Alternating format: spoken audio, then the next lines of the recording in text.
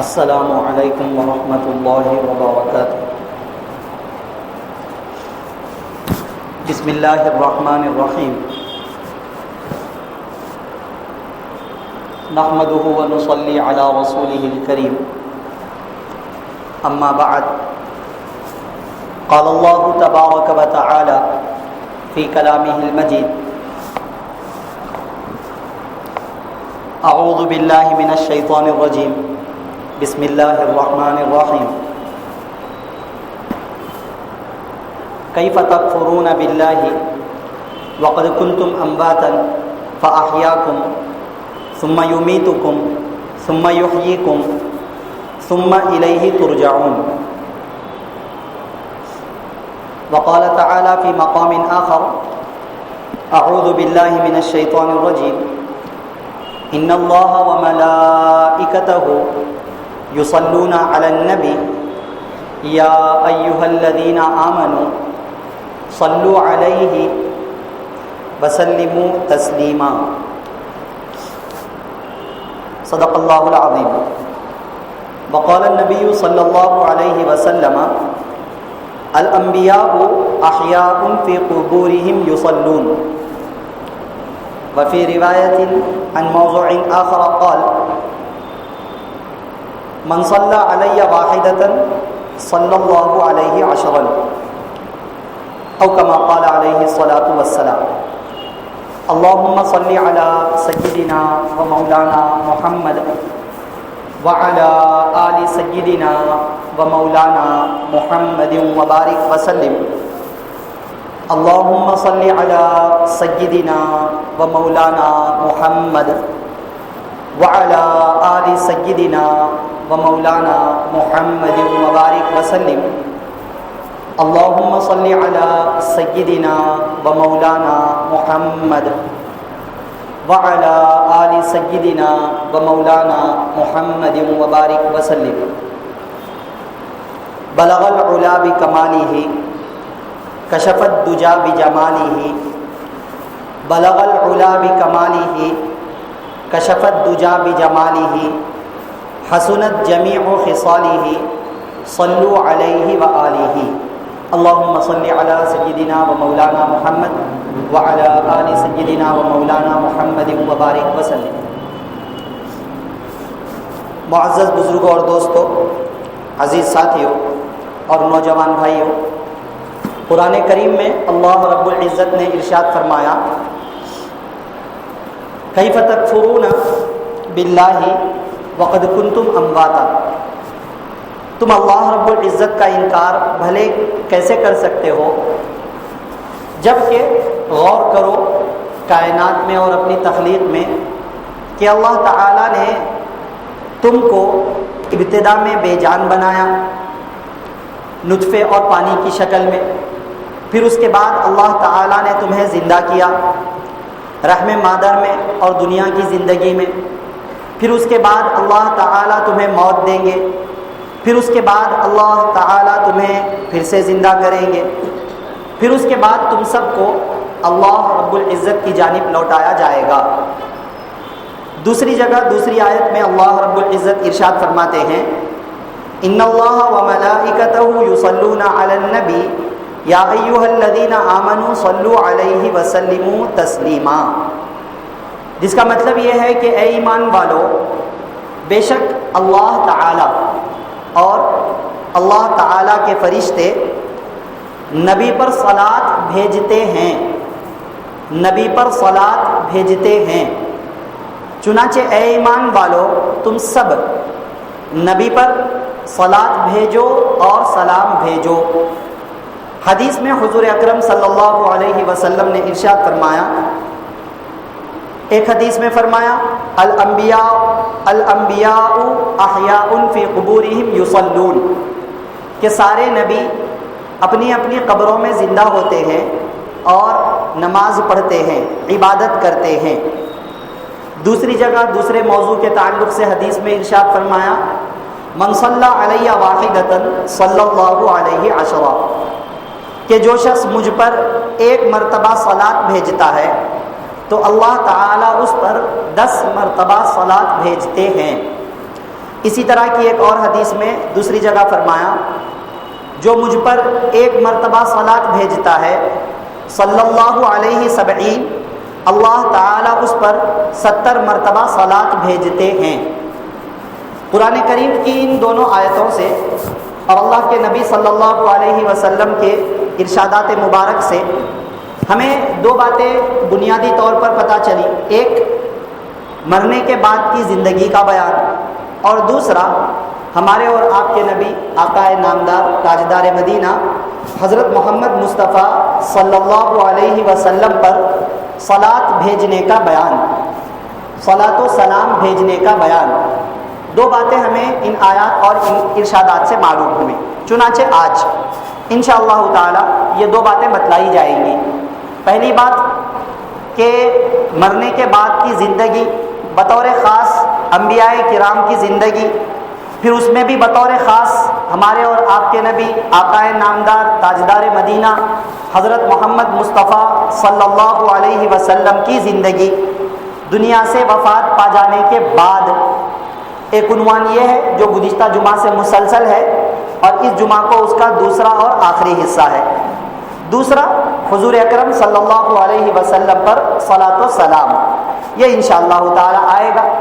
یہ دو باتیں اس وقت میں بتلائی جائیں گی۔ پہلی بات، گزشتہ الحمدللہ قرآن کریم کی آیات سے اور اللہ کے نبی صلی اللہ علیہ وسلم کے ارشادات سے، وہ بھی صحیح ارشادات سے، جید ارشادات سے، حسن ارشادات سے، مطلب موٹے الفاظ میں اگر کہا جائے تو قابل دلیل، قابل استدلال ارشادات سے یہ بات واضح طور پر پتہ چلی کہ دنیا سے گزر جانے کے بعد، وفات پا جانے کے بعد ہر انسان زندہ ہوتا ہے، ہر انسان زندہ ہوتا ہے۔ عام انسان بھی زندہ ہوتا ہے، پھر عام انسانوں میں تھوڑا خاص شہید بھی زندہ ہوتے ہیں، پھر ان سے بھی خاص سب سے زیادہ خاص، یا یوں کہا جائے سارے انسانوں میں سب سے افضل البشر، سارے انسانوں میں سب سے افضل البشر انبیاء کرام، یہ بھی زندہ ہوتے ہیں۔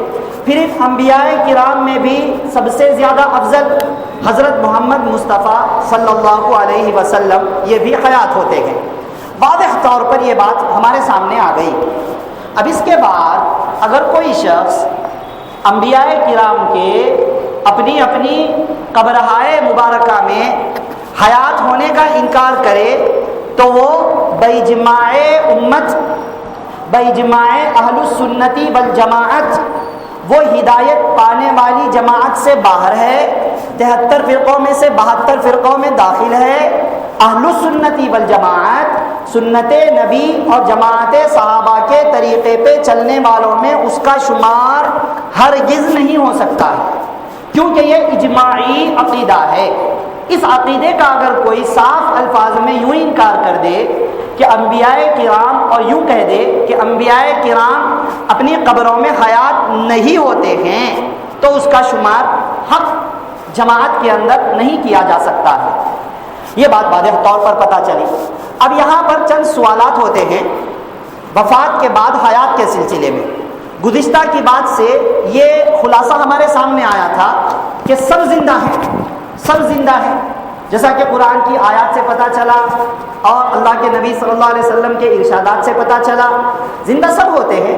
عام انسان زندہ ہے، شہید زندہ ہے، انبیاء کرام زندہ ہے۔ بھئی سب لوگ ایک کیٹیگری میں کیسے ہو سکتے ہیں؟ سب لوگ ایک لیول پر کیسے ہو سکتے ہیں؟ حالانکہ نبی تو وہ ہیں جو افضل البشر ہے۔ ہم اور آپ عام گناہگار انسانوں کی طرح انبیاء کرام نہیں ہوتے ہیں، وہ تو افضل البشر ہوتے ہیں، وہ بھی زندہ ہیں۔ شہید کا درجہ نبیوں سے تھوڑا کم ہوتا ہے، لیکن عام انسانوں سے زیادہ ہوتا ہے، وہ بھی زندہ ہوتے ہیں۔ تو پھر عام شہیدوں میں اور عام انسانوں میں کیا فرق ہے؟ اسی طریقے سے عام انسان زندہ ہیں تو کیا نبی بھی زندہ، شہید بھی زندہ اور عام انسان بھی زندہ، تو سب برابر ہو گئے؟ حالانکہ ان کے مرتبوں میں دنیا میں فرق رکھا گیا ہے، ان کے الگ الگ درجے رکھے گئے ہیں، یہاں تک کہ جب جنت میں جائیں گے تو سب کے درجے الگ الگ ہوں گے۔ یہ اور بات ہے کہ ملاقات کے لیے سب ایک وقت میں اکٹھے ہو سکتے ہیں، مگر درجہ ان کا جو ہوگا، مقام ان کا جو ہوگا، آخرت کے مرحلے میں بھی الگ الگ ہونے والا ہے۔ دنیا میں مقام الگ الگ تھا، مرتبے الگ الگ تھے، آخرت میں مرتبے الگ الگ ہونے والے ہیں۔ تو ان دونوں کے بیچ میں عالم برزخ کی زندگی میں کیا ان کے مرتبے میں فرق نہیں ہے؟ تو اس کا جواب یہ ہے کہ فرق ہے۔ عام انسان زندہ ہے، تھوڑا الگ طریقے کی زندگی، شہید زندہ ہے، تھوڑا الگ طریقے کی زندگی، انبیاء کرام زندہ ہوتے ہیں، اعلیٰ درجے کی زندگی، فرق ہے اس میں۔ پہلے ہم اس کو آپ کو مثال دے کر کے سمجھائیں۔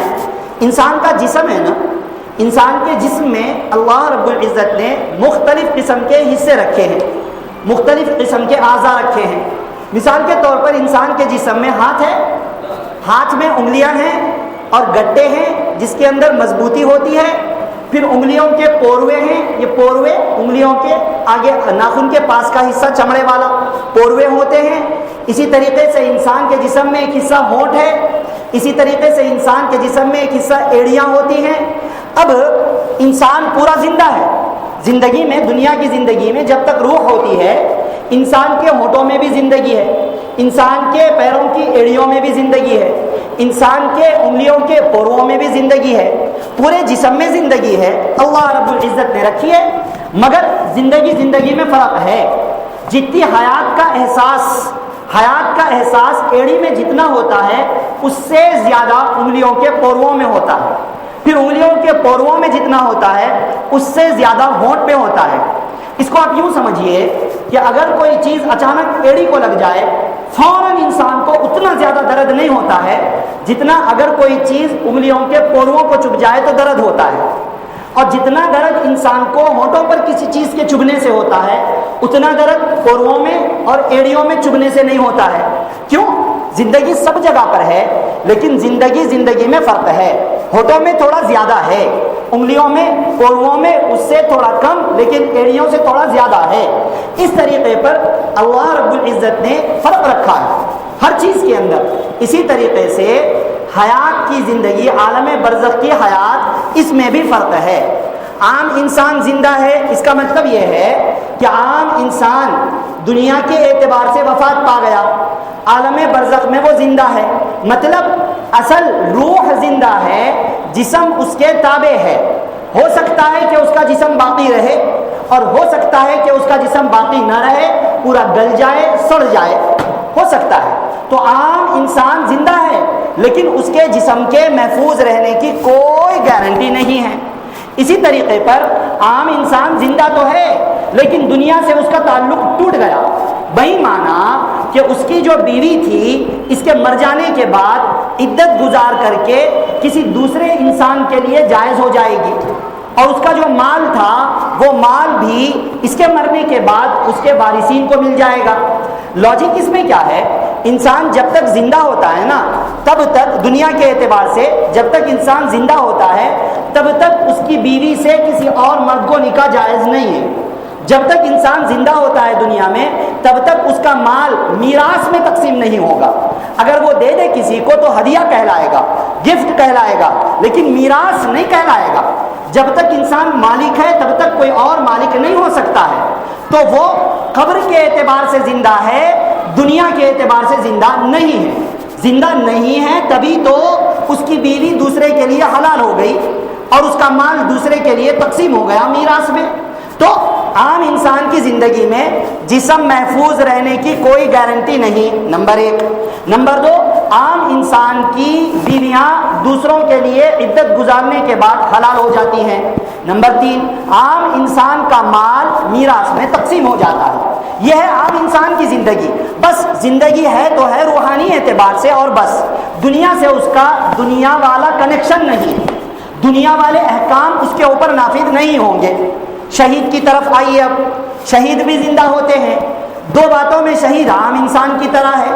وہ کس طریقے پر کہ شہید کے دنیا سے وفات پا جانے کے بعد وہ قبر میں اگرچہ حیات ہوتے ہیں، لیکن شہیدوں کی بیویاں دوسروں کے لیے عدت گزار کر حلال ہو جائے گی، شہیدوں کا مال میراث میں تقسیم ہو جائے گا، لیکن شہید کا جسم محفوظ ہوتا ہے، شہید کے جسم کو مٹی نہیں کھاتی ہے۔ اللہ کے نبی صلی اللہ علیہ وسلم نے یہ بات ارشاد فرمائی ہے۔ تو شہید زندہ ہے، عام انسان بھی زندہ ہے، لیکن فرق یہ ہوا کہ شہید کا جسم محفوظ ہے اور عام انسان کے جسم کے محفوظ ہونے کی کوئی گارنٹی نہیں ہے۔ یہ ہوا فرق۔ اب آئیے آپ انبیاء کرام کی طرف۔ انبیاء کرام بھی زندہ ہوتے ہیں، لیکن وہ کیسے زندہ ہوتے ہیں؟ دنیا کی زندگی کی طرح زندہ ہوتے ہیں۔ مطلب نمبر 1 ان کا جسم بھی محفوظ ہوتا ہے، نمبر 2 ان کی بیویاں ان کے دنیا سے پردہ فرما جانے کے بعد دوسروں کے لیے حلال نہیں ہوتی ہیں۔ کیوں؟ کیونکہ وہ زندہ ہیں، اور جب تک زندہ ہو کسی کی بیوی کسی دوسرے کے لیے حلال نہیں ہو سکتی ہے، اور ان کا مال میراث میں تقسیم نہیں ہو سکتا ہے۔ کیوں؟ کیونکہ وہ زندہ ہیں، ان کا مال جب تک کوئی زندہ ہوتا ہے تب تک تقسیم نہیں ہوتا ہے۔ تو انبیاء کرام کا مال میراث میں تقسیم نہیں ہوتا ہے۔ تو انبیاء کرام کی زندگی شہید سے بڑی ہوئی، اور شہید کی زندگی عام انسان سے تھوڑی سی بڑی ہوئی ہے۔ تو اس فرق کو ذہن میں رکھیے گا، یہ ایک فرق ہے عام انسان میں، شہیدوں میں اور نبیوں میں۔ تو فرق ذہن میں بٹھا لیں، ایک مسئلہ حل ہو گیا۔ ایک جو ذہن میں ہمارے سوال آ سکتا ہے، یا جو لوگ حیات ہونے کا نبیوں کا انکار کرتے ہیں، اس طرح کے سوال دماغ میں ڈال کے نبیوں کے حیات ہونے کا انکار کر سکتے ہیں، تو اس لیے ہم نے ایک سوال یہ سمجھا دیا۔ اب دوسرا سوال ایک اور یہ ہوتا ہے کہ قرآن کریم میں ایک نہیں بیشتر آیات ہے جس میں یہ ذکر کیا گیا ہے کہ اللہ کے نبی صلی اللہ علیہ وسلم وفات پا گئے اور دنیا کے سارے انسان وفات پا جائیں گے۔ مثال کے طور پہ اللہ رب العزت فرماتے ہیں قرآن کریم میں، کل نفس ذائقۃ الموت، ہر نفس کو موت کا مزہ چکھنا ہے، ہر نفس کو مرنا ہے۔ تو اللہ کے نبی صلی اللہ علیہ وسلم کی بھی وفات ہو گئی، لوگ کہتے ہیں کہ بھئی وفات ہو گئی، ایک ابھی ہم بتلائیں گے وضاحت کے ساتھ۔ نمبر 2 اللہ تعالیٰ فرماتے ہیں اینما تکونوا یدرککم الموت، تم جہاں کہیں بھی رہو موت تمہیں آ کر پکڑ لے گی، کیونکہ سب کو جانا ہے، تو ان سب میں نبی بھی شامل ہے۔ نمبر 3 کل من علیہا فان ویبقی وجہ ربک ذو الجلال والاکرام، جو کوئی بھی ہے زمین و آسمان کے نظام کے درمیان میں سب کے سب کو فنا ہونا ہے سوائے اللہ تعالیٰ کے۔ تو اللہ کے علاوہ میں نبی شامل ہیں، تو نبی کو بھی فنا ہونا ہے، اس طرح نبی کو بھی وفات آنا ہے، نبی کو بھی موت آنا ہے، اس طرح لوگ کہا کرتے ہیں، اور ابھی ہم مطلب بتلائیں گے۔ اسی طرح اللہ تعالیٰ فرماتے ہیں کل شیء ہالک الا وجہ، ہر چیز ہلاک ہونے والی ہے سوائے اللہ تعالیٰ کے، ہر چیز میں نبی بھی داخل ہیں۔ اسی طرح اللہ خاص حضرت محمد مصطفیٰ صلی اللہ علیہ وسلم کے بارے میں فرماتے ہیں وما محمد الا رسول، کہ محمد صلی اللہ علیہ وسلم بھی تو اللہ کے ایک رسول ہی ہیں، قد خلت من قبلہ الرسل، ان سے پہلے بھی بہت سارے رسول گزر چکے ہیں۔ سو اگر افئن ماتا او قتلا انقلبتم علی اعقابکم، سو اگر عام رسولوں کی طرح حضرت محمد مصطفیٰ صلی اللہ علیہ وسلم بھی وفات پا جائیں اور ان کو شہید کر دیا جائے، تو کیا تم اپنے دین سے پلٹ جاؤ گے؟ مطلب اس آیت میں اللہ رب العزت نے یہ بات بتلائی ہے کہ محمد صلی اللہ علیہ وسلم بھی عام رسولوں کی طرح ایک رسول ہیں، تو ان کو بھی وفات آئے گی جیسے عام رسولوں کو ہوئی ہے تو ان کی بھی ہوگی۔ اس سے بھی پتہ چلا کہ محمد صلی اللہ علیہ وسلم دنیا میں نہیں ہے، وفات پا گئے ہیں۔ اسی طریقے پر اللہ رب العزت نے فرمایا انک میت و انہم میتون، کہ اے نبی جی آپ کو بھی وفات پانا ہے اور سارے لوگوں کو وفات پانا ہے اور سارے لوگوں کو دنیا سے جانا ہے۔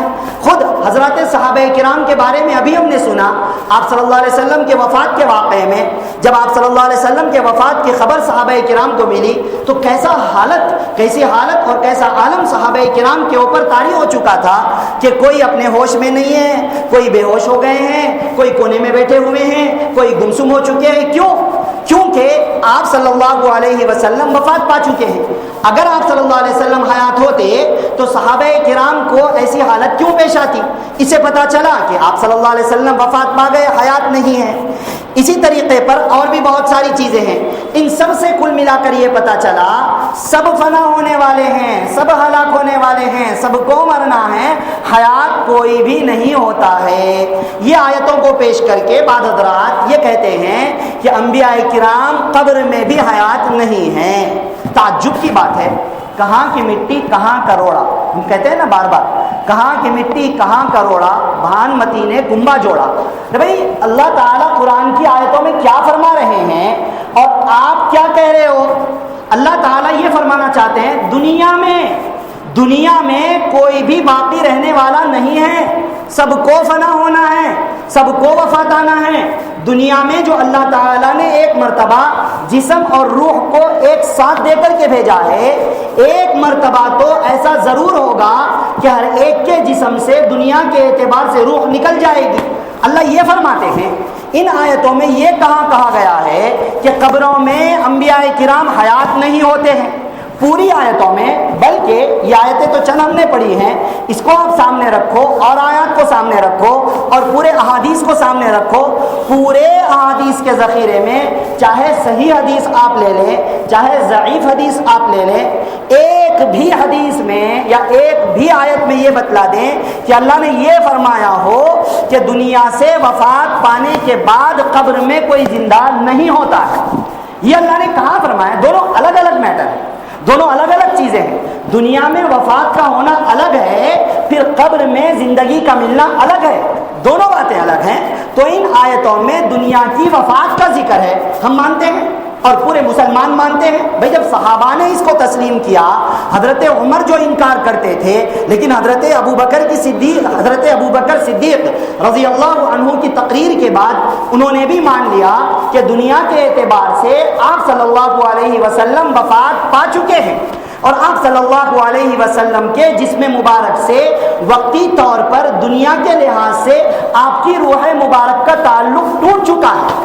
سب نے اس کو مانا اور یہ اجماعی عقیدہ ہے، یہ قرآن کی آیات یہ بتلاتی ہیں، اس کو ماننا ضروری ہے۔ سارے انبیاء کرام پر یہ حالت ہوگی، شہیدوں پر یہ حالت ہوگی، ہر انسان پر یہ حالت ہوگی۔ اتنا ہی نہیں، قیامت کے قریب میں سارے کے سارے فرشتے، ان کی بھی روحیں قبض کر لی جائیں گی، لیکن ان سب میں کہیں یہ نہیں بتلایا کہ پھر عالم برزخ میں ان کی روح نہیں لوٹائی جائے گی، یہ نہیں بتلایا گیا۔ گزشتہ ہم نے آیات اور احادیث سے یہ بات ثابت کر دی ہے کہ عالم برزخ میں جانے کے بعد روح لوٹا دی جاتی ہے، عالم برزخ میں جانے کے بعد حیات دوبارہ مل جاتی ہے۔ تو آپ مسئلہ سمجھ لیں، آیات میں اور احادیث میں جو وفات کا ذکر ہے وہ دنیاوی اعتبار سے وفات کا ذکر ہے، اور ہم جو عقیدہ رکھتے ہیں، اہل السنتی والجماعت جو عقیدہ رکھتے ہیں، وہی عقیدہ رکھتے ہیں کہ انبیاء کرام عالم برزخ میں حیات ہیں۔ بس فرق یہ ہے کہ ہم صاف الفاظ میں یہ کہتے ہیں کہ انبیاء کرام عالم برزخ میں ایسے حیات ہے جیسے دنیا میں حیات ہوتے تھے، دنیا میں ہماری نظروں میں موجود نہیں ہے، لیکن عالم برزخ میں ویسے ہی حیات ہے جیسے دنیا میں حیات ہوتے تھے۔ کیا مطلب یہ ہے جیسے دنیا میں انسان کا جسم محفوظ ہوتا ہے، روح کے ساتھ کنیکشن ہوتا ہے، ایسے ہی انبیاء کرام کے لیے عالم برزخ میں جسم بھی محفوظ ہوتا ہے اور روح کے ساتھ کنیکشن ہوتا ہے، انبیاء کرام کا تعلق ہوتا ہے۔ جس طریقے سے دنیا میں انسان زندہ ہوتا ہے تو اس کے زندہ ہونے تک اس کی بیویاں دوسروں کے لیے حلال نہیں ہوں گی، ایسے ہی انبیاء کرام قبر میں حیات ہوتے ہیں، یعنی ان کی بیویاں دوسروں کے لیے حلال نہیں ہوں گی۔ جس طریقے سے انسان دنیا میں زندہ ہوتا ہے تو اس کا مال میراث میں تقسیم نہیں ہوتا ہے، اسی طریقے سے انبیاء کرام کا مال بھی میراث میں تقسیم نہیں ہوتا ہے، کیونکہ وہ عالم برزخ میں حیات ہے۔ یہ مطلب ہے نبیوں کے اپنے قبر مبارک میں دنیا کی طرح زندہ ہونے کا یہ مطلب ہے، یہ بات بتلائی گئی۔ اب اچھا، یہاں پر آ کر کے بعض لوگ سوال کرتے ہیں اور کہتے ہیں کہ اچھا نعوذ باللہ، کیسا تم نے عقیدہ رکھ لیا؟ بعض لوگوں کو کہتے سنا گیا۔ اصل میں بات کیا ہے نا، انسان جب قرآن و سنت سے ماورا ہو کر کے، قرآن و سنت سے اونچا ہو کر کے اپنے دماغ کو بنیاد بنانے لگتا ہے، اپنی سوچ کو بنیاد بنانے لگتا ہے، اپنی سمجھ کو بنیاد بنانے لگتا ہے، اپنی فہم کو بنیاد بنانے لگتا ہے، اللہ کی قسم وہ کبھی نہ کبھی مرتد ہو کر کے مرتا ہے۔ عام طور سے ایسا دنیا کے اندر دیکھا گیا ہے۔ بعض باتیں، خاص طور سے عقیدوں کی باتیں وہ ہوتی ہیں جس میں سوچ و وچار کا کوئی دخل نہیں ہوتا ہے۔ قرآن سے جو سمجھ میں آ گیا بس قصہ ختم، حدیث سے جو سمجھ میں آ گیا اس کے معنی وہ مطلب کھینچ کر نہیں نکالے جاتے ہیں۔ عقیدوں کے تعلق سے، مسئلے مسائل کے تعلق سے قرآن میں غور کیا جاتا ہے، احادیث میں غور کیا جاتا ہے، اس کا ریزن معلوم کیا جاتا ہے، اس کی علت معلوم کی جاتی ہے، اس کی وجہ معلوم کی جاتی ہے، معلوم کر کے اس کے مسائل قرآن و حدیث میں سے نکالے جاتے ہیں۔ مگر عقیدوں کا مسئلہ ایسا ہے کہ جو قرآن نے جیسا بتلا دیا ویسا عقیدہ، جو حدیث نے جیسے بتلا دیا ویسا عقیدہ۔ مثال کے طور پر اللہ تعالیٰ کہاں ہیں؟ اللہ تعالیٰ عرش پر ہیں یا ہر جگہ ہیں؟ اب بعض لوگ اس عقیدے کے اندر بھی الجھ گئے، کہتے ہیں اللہ ہر جگہ نہیں ہے، اللہ صرف عرش پر ہیں۔ اب یہ عقیدہ انہوں نے نکال لیا۔ بھائی ٹھیک ہے، ہم کہتے ہیں کہ اللہ رب العزت عرش پر بھی ہیں، کیونکہ اللہ نے فرمایا الرحمن علی العرش استوى، اللہ تعالیٰ عرش پر ہے۔ ہم نے کب کہا کہ اللہ عرش پر نہیں ہے؟ اللہ عرش پر ہیں بالکل ہیں، کیونکہ قرآن میں ہے اور ویسے ہی ماننا ہے۔ اس کے ساتھ ہم یہ بھی کہتے ہیں کہ اللہ تعالیٰ ہر جگہ ہے۔ کیوں؟ کیونکہ اللہ نے خود فرمایا وَهُوَ مَعَكُمْ أَيْنَمَا كُنْتُمْ، اللہ تمہارے ساتھ ہے جہاں کہیں بھی تم رہتے ہو۔ وَنَحْنُ أَقْرَبُ إِلَيْهِ مِنْ حَبْلِ الْوَرِيدِ، اور ہم انسان سے اس کی شہرک سے بھی زیادہ قریب ہیں۔ اللہ نے صاف فرمایا۔ اب لوگ اس میں آ کر کے عقل کو دخل دیتے ہیں اور کہتے ہیں نہیں، اللہ تمہارے ساتھ ہے کا مطلب یہ ہے کہ اللہ کا علم تمہارے ساتھ ہے۔ بھائی عقیدوں کے بارے میں، عقیدوں کی ٹاپک میں یہ مطلب ہے ایسا ہونا چاہیے ویسا ہونا چاہیے، نہیں چلتا ہے۔ عقیدوں کی ٹاپک میں جو قرآن نے جیسے بتلایا ویسے ماننا ہے۔ اب ان کی الٹی ہی چال چلتے ہیں دیوان گانے عشق، الٹی ہی چال چلتے ہیں دیوان گانے عشق، آنکھوں کو بند کرتے ہیں دیدار کے لیے۔ الٹا مسئلہ، عقیدوں کے باب میں ڈیپ میں اتر گئے، پورا اندر چلے گئے، اور مسئلوں کے باب میں بس جو حدیث سے سمجھ میں آیا وہ لے لو اور جھگڑا کرو۔ رے بھائی آپ نے طریقہ ہی بدل دیا پورا، عقیدوں کو اوپر سے لینا تھا اور مسائل میں اندر جانا تھا۔ اب مسائل کو بولا کہ نہیں بخاری میں اس طرح ہے، ہمیں یہ سمجھ میں آیا ویسے ہی کرنا ہے، مسلم میں ایسا ہے ہمیں یہ سمجھ میں آیا ویسے ہی کرنا۔ ارے اللہ کے بندے، وہ مسئلے کی بات ہے، ایک مسئلے کو سمجھنے کے لیے ڈیپ میں جانا پڑتا ہے، دوسری حدیث دیکھنا پڑتا ہے، ساری حدیثیں ملانا پڑتا ہے، اندر اترنا پڑتا ہے مسائل کے لیے، عقائد کے لیے نہیں اترنا ہے۔ مگر پورا طریقہ بدل دیا، عقائد کے باب میں اندر جاؤ اور مسائل کے باب میں اوپر بیٹھو۔ میرے معزز دوستوں اور بزرگوں، اس طرح کرنے سے صرف گمراہی ہاتھ آتی ہے اور آدمی کنفیوژن کا شکار ہو جاتا ہے۔ اور آپ دیکھیں جتنے نوجوان کا آج یہ طرز ہے اور جتنے نوجوان ساتھی ان باتوں کو لے کر کے آج چل رہے ہیں، واقعتاً آپ سب کو یہ پتا ہے۔ آپ میں اس طرح کے بہت سارے نوجوان ساتھی ہیں ہمارے، اور کالجوں میں پڑھنے والے ایسے ساتھی ہیں، پورے کنفیوژن کا شکار ہے۔ ایسا کیوں، ویسا کیوں، ایسا کیوں، ویسا کیوں، بس جھگڑوں کے اندر بیٹھ کر کے رہ گئے۔ کیوں؟ طریقہ بدل دیا نا۔ عقائد کے باب میں جیسا سمجھ میں آیا لے لو، مسائل کے باب میں ڈیپ میں جانا ہے۔ اب سوال یہ ہے کہ مسائل کے لیے ڈیپ میں جانے کے لیے، اندر اترنے کے لیے، گہرا جانے کے لیے کیا آپ میں وہ ایبیلٹیز ہے؟ کیا آپ میں وہ قابلیت ہے؟ نہیں ہے تو جو جا سکتے ہیں ان کا کہنا مان لو، علماء کرام کی اتباع کر لو۔ نہیں میں جاؤں گا، کیوں؟ میں نے بخاری کا ٹرانسلیشن دیکھا ہے۔ کیوں؟ کیونکہ میں نے مسلم شریف کا ٹرانسلیشن دیکھا ہے۔ حدیث نہیں پڑھتا ہے کبھی بھی، بخاری کیسی ہے معلوم ہی نہیں ہے، مسلم کیسی ہے معلوم ہی نہیں، بس ٹرانسلیشن اٹھاؤ دیکھو جو سمجھ میں آیا۔ ایسے نہیں ہوتا ہے۔ بہرحال اس طرف توجہ دیجیے گا۔ ہمارا عقیدہ یہ ہے کہ اللہ رب العزت عرش پر بھی ہیں اور اللہ تعالیٰ ہر جگہ بھی ہیں، کیونکہ ہمارے پاس عرش پر ہونے کی دلیل الرحمن علی العرش استوى، ہر جگہ ہونے کی دلیل وَهُوَ مَعَكُمْ أَيْنَمَا كُنْتُمْ۔ اب سوال یہ ہے کہ آپ بتلاؤ، عرش پر ہونے کی بات آپ بھی کہتے ہو، ہم بھی کہتے ہیں، ہماری بھی وہی دلیل، آپ کی بھی وہی دلیل۔ ہر جگہ ہونے کی دلیل ہمارے پاس ایک نہیں کئی موجود ہے، ہر جگہ نہیں ہے اس کی آپ ایک بھی دلیل پیش کرو۔ اب بتلاؤ کہ کہیں یہ لکھا ہوا ہو کہ صاف الفاظ میں نبی نے فرمایا ہو اللہ ہر جگہ موجود نہیں ہے، اللہ نے قرآن میں فرمایا ہو اللہ ہر جگہ موجود نہیں ہے، بتلاؤ۔ کیونکہ عقیدے کی بات دلیل سے چلتی ہے، مطلب سے نہیں چلتی۔ بہرحال حیات النبی صلی اللہ علیہ وسلم کے سلسلے میں بھی لوگوں نے ایسے ایسے سوالات کھڑے کرنے شروع کر دیے۔ چنانچہ جب اہل سنتی والجماعت نے یہ عقیدہ بتلایا کہ انبیاء کرام قبر مبارک میں ایسے زندہ ہوتے ہیں جیسے دنیا میں، تو لوگ کہنے لگتے ہیں اچھا ایسی بات ہے، جب وہ عام دنیا کی طرح زندہ ہیں تو پھر ان کے جسم کے اوپر مٹی کیوں ڈال دی گئی؟ کیا ان کو تکلیف نہیں ہوتی ہے؟ وہ نماز پڑھتے ہیں تمہارا عقیدہ ہے تو وہ کھڑے کیسے ہوتے ہیں؟ کیا قبر ان کو روکتی نہیں ہے کھڑے ہونے سے؟ کیا مٹی ان کو روکتی نہیں ہے؟ کیونکہ دنیا کی زندگی میں انسان پہ مٹی ڈال دو وہ کھڑا نہیں ہو پائے گا۔ تو اب آپ دنیا کی طرح زندہ کہتے ہو تو پھر اس کا کیا مطلب؟ ابھی ایسا سوال ہے، ہمارا نوجوان ساتھی کنفیوز ہو جائے گا۔ اور اللہ رحم فرمائے ہمارے نوجوان ساتھیوں پر، عجیب و غریب طریقہ ان کا بن گیا مسائل معلوم کرنے کا. ابھی ایک ساتھی آئے تھے, انہوں نے مسئلہ اپنا پہلے طریقہ بدل لیا اپنا. ان کو کسی نے کہا کہ بھائی کیا کہتے ہیں نماز میں سینے پر ہاتھ باندھنا چاہیے, اور اس کی حدیث ان کو دکھلائی. اب یہ جناب پوری زندگی ویسا نماز پڑھتے ہوئے آئے, اور ابھی ایک کا مسئلہ نہیں ہے, ہماری مسجدوں میں لے لو, بڑے بڑے علماء, بڑے بڑے مفتیان کرام سب ایسا نماز پڑھتے ہیں. اب ان کو ان کی طرح یا ان سے کم سمجھ رکھنے والا ایک نوجوان ساتھی آ کر کے بتلاتا ہے, دیکھو حدیث میں ہے سینے پر ہاتھ باندھنا چاہیے. بس وہ حدیث دیکھتے ہی فوراً اپنا طریقہ بدل لیا. ارے اللہ کے بندے, پہلے علماء سے مل تو لیتے, پہلے علماء سے پوچھ تو لیتے. ہم ناف کے نیچے باندھتے ہیں کیوں, اس کی حدیث ہے یا نہیں ہے, علماء سے معلوم تو کر لیتے نا پہلے. لیکن نہیں, پہلے چینج ہوں گے, بعد میں آ کر کے معلوم کریں گے. تعجب کی بات ہے, اگر کسی نے آ کر کے دعویٰ کر دیا کہ یہ تمہارا باپ نہیں ہے, تمہارا باپ یہ ہے, ڈی این اے ٹیسٹ کی رپورٹ میں لے کر کے آیا ہوں, یہ باپ ہے, تو کیا فوراً اس کو باپ مان لو گے پہلے, اور اس کے بعد اپنے باپ سے پوچھو گے جا کر کے؟ نہیں, دیکھیں گے کہ ارے بھائی ایسے کیسے, میرے ابا ہیں, میں زمانے سے ان کے ساتھ رہ رہا ہوں, انہوں نے پالا, انہوں نے میرا نام رکھا ہے, انہوں نے میری انگلی, میں نے ان کی انگلی تھامی ہے, اس طریقے پر چلتا رہا سلسلہ. پہلے اپنے ابا سے پوچھے گا نا, ویسے تو پوچھے گا بھی نہیں, آنے والے کو ایک پچھڑ مارے گا, لیکن اگر پوچھنا بھی ہوگا تو پہلے اپنے والد محترم سے پوچھے گا. نہیں, پہلے اپنے باپ کو دوسرا قرار دے دو پہلے, بعد میں دیکھیں گے ان کے بارے میں تحقیق. کہاں کی عقل مندی ہے یہ, کیسی باتیں ہیں. اسی طریقے پر کسی نے کچھ بھی سوال کیا, ہمارا نوجوان سے, ارے کیا سوال ہے استاد, کیا بہترین سوال کرا, واقعتاً اپن لوگ غلط ہے, نبی قبر میں کیسے زندہ ہو سکتے ہیں, ان کو مٹی ڈالے تو تکلیف نہیں ہو رہی کیا؟ ارے بھائی پہلے آ کے پوچھ تو صحیح, علماء کرام سے معلوم کرو تو صحیح.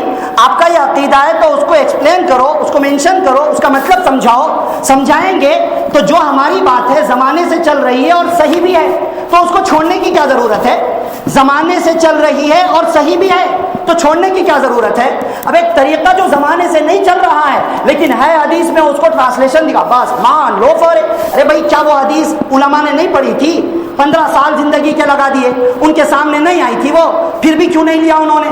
کیا وہ اللہ کے نبی کے دشمن ہے؟ کیا وہ حدیث کے دشمن ہے؟ ارے اللہ کی قسم, کوئی بھی عالم حدیث سے, حدیث ہونے کی وجہ سے دشمنی کرے گا, ایمان سے نکل جائے گا. پھر بھی علماء عمل کیوں نہیں کرتے؟ معلوم کرو پہلے, مگر بدلنے سے پہلے معلوم کرو, چینج ہونے سے پہلے معلوم کرو. چینج ہو گئے تو ٹھپا لگ گیا, دل پہ دھپا لگ گیا.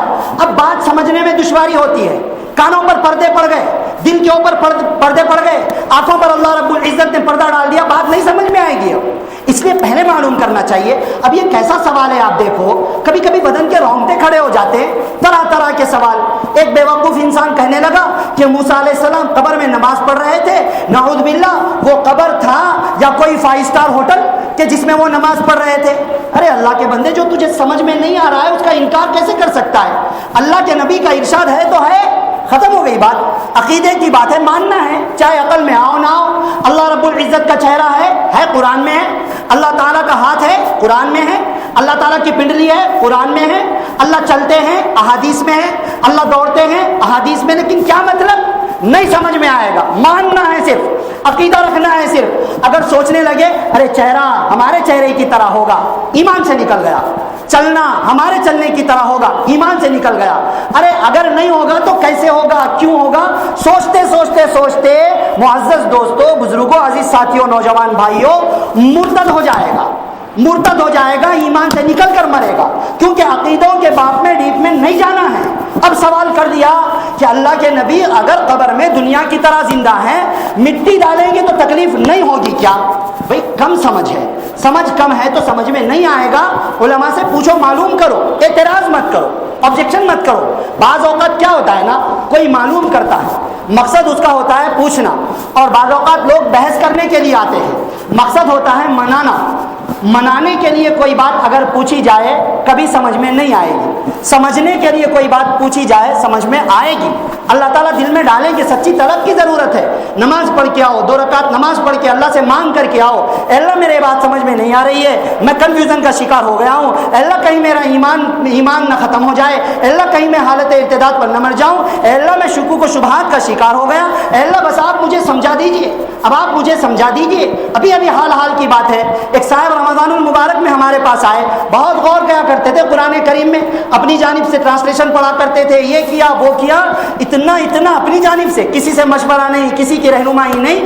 وہ خود آ کر کے کہنے لگے کہ مفتی صاحب میری سمجھ میں نہیں آ رہا ہے، میں کیا کروں، مجھے ڈر ہے کہ میں کہیں اللہ کا انکار نہ کر دوں، مجھے اللہ کی ذات کے بارے میں شک ہو چکا ہے، مجھے اللہ کی ذات کے بارے میں شبہ پیدا ہو گئے، کیا کروں میں۔ ایسے ہی ہوتا ہے، اگر کسی کی سرپرستی نہ ہو، اگر کسی جاننے والے کا ہاتھ سر پر نہ ہو، ایسے ہی ہوتا ہے۔ بہرحال بہت سمجھایا گیا، الحمدللہ ابھی بہت خوش ہے، ابھی اطمینان ہے۔ ہم نے قرآن پڑھنے سے منع نہیں کیا، لیکن کون سا حصہ قرآن کا پڑھنا چاہیے وہ بتلایا۔ قرآن کے سارے حصے ہر انسان نہیں پڑھ سکتا ہے۔ تو بہرحال یہ ایک سوال ہوا ہے، تو اب اس سوال کا کیا جواب ہے؟ اس سوال کے جوابات ہم کئی طریقے سے دے سکتے ہیں۔ مثال کے طور پر آپ مان لو، میں صرف مثالیں دے رہا ہوں، نعوذ باللہ نبیوں کو ایسا ہم قرار نہیں دے رہے ہیں۔ ہم جو مثالیں دیں گے، مثال کا مطلب صرف بات سمجھانا ہوتا ہے، نبی کو اس جیسا قرار دینا نہیں ہوتا، بات سمجھانے کے لیے۔ مثال کے طور پر ہم ہی میں سے کوئی انسان ہے جس کو انجیکشن دے کر کے سن کر دیا گیا، انجیکشن دے کر کے سن کر دیا گیا، اس کے پورے جسم کو سن کر دیا گیا، آنکھوں سے دیکھ رہا ہے، کانوں سے سن رہا ہے، لیکن اب آپ اس کے جسم پہ منو مٹی ڈالو، اس کو فرق نہیں پڑے گا، اس کو فرق پڑے گا ہی نہیں، اس کو تکلیف ہی نہیں ہوگی اس کو۔ کیوں؟ کیونکہ اس کا جسم سن ہو چکا ہے، تو وہ دیکھ بھی رہا ہے، سن بھی رہا ہے، لیکن کیا اس کو تکلیف ہو رہی ہے؟ نہیں ہو رہی۔ کیوں؟ جسم کو سن کر دیا گیا۔ یہ ایک چھوٹی سی مثال ہے۔ دنیا میں انسان رہتے ہوئے ایک عارضی بات کی وجہ سے، ایک ایکسٹرا چیز کی وجہ سے مٹی اس کے اوپر ڈال دی جائے، تکلیف نہیں ہو سکتی ہے۔ ہمارے نبی تو ہمارے نبی ہیں، امام الانبیاء ہیں، محبوب رب العالمین ہیں، سید الانبیاء ہیں۔ اللہ تعالیٰ نے ان کو تو عام انسانوں سے اعلیٰ، افضل اور اونچا بنایا ہے۔ وہ بھی قبر میں زندہ ہوں گے، جسم مبارک دنیا کی طرح ہوگا، لیکن ان کو مٹی کا کوئی اثر نہیں ہوگا۔ اسی طریقے پر دوسری بات یہ ہے کہ اگر نبیوں پر مٹی ڈالی جاتی ہے تو اللہ تعالیٰ مٹی کو مٹی کی طرح باقی نہیں رکھتے ہیں، اللہ کی قسم گل و گلزار بنا دیتے ہیں، ان کے لیے مٹی کے اندر نرمی پیدا کر دیتے ہیں۔ کیا نہیں ہوا تھا؟ مچھلی کے پیٹ میں یونس علیہ السلام کو بھیجا گیا، لیکن اللہ نے حکم دے دیا کہ اے مچھلی، تیرے پیٹ میں نوالا بنانے کے لیے نہیں، گھر بنانے کے لیے یونس کو بھیج رہے ہیں، یونس کو کھانا نہیں۔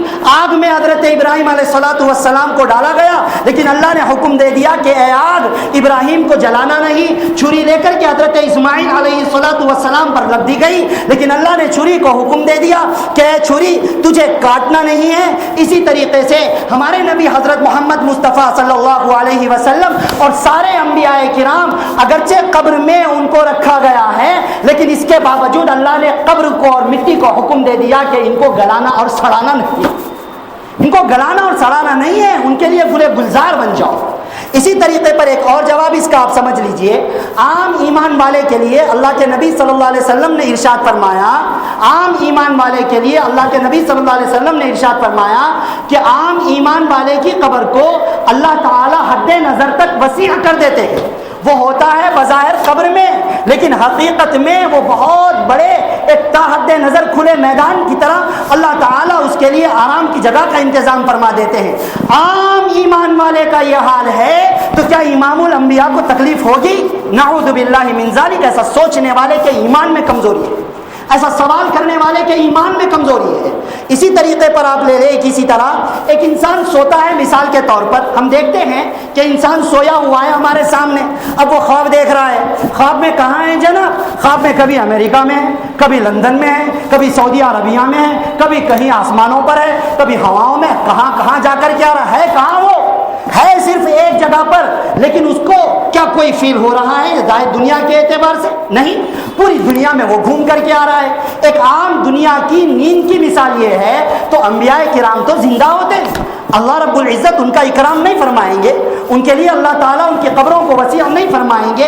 اس وجہ سے معزز دوستوں اور بزرگوں، یہ جو باتیں کہی گئی اور اعتراضات کیے جا رہے ہیں، یہ ایمان کو کمزور کرنے والی باتیں ہیں۔ بس اتنا ذہن میں رکھیے، عقیدہ ہمارا یہ ہے، خلاصہ حیات النبی صلی اللہ علیہ وسلم کا خلاصہ ہمارا عقیدہ، ہم اہل السنت والجماعت کا عقیدہ یہ ہے، بلکہ تمام صحابہ کا یہ عقیدہ تھا، تمام تابعین کا یہ عقیدہ تھا، تمام تابعین کا، اولیاء کا یہ عقیدہ تھا، ہر مسلمان کا یہ عقیدہ ہونا چاہیے، ہر مسلمان کا یہ عقیدہ ہونا چاہیے کہ دنیا کے اعتبار سے اگرچہ نبی صلی اللہ علیہ وسلم پر وفات طاری ہوئی اور آپ پردہ فرما گئے، لیکن عالم برزخ میں حیات ہیں، سارے انبیاء حیات ہیں، ویسے ہی حیات ہیں جیسا کہ دنیا کے اندر حیات ہوتے ہیں۔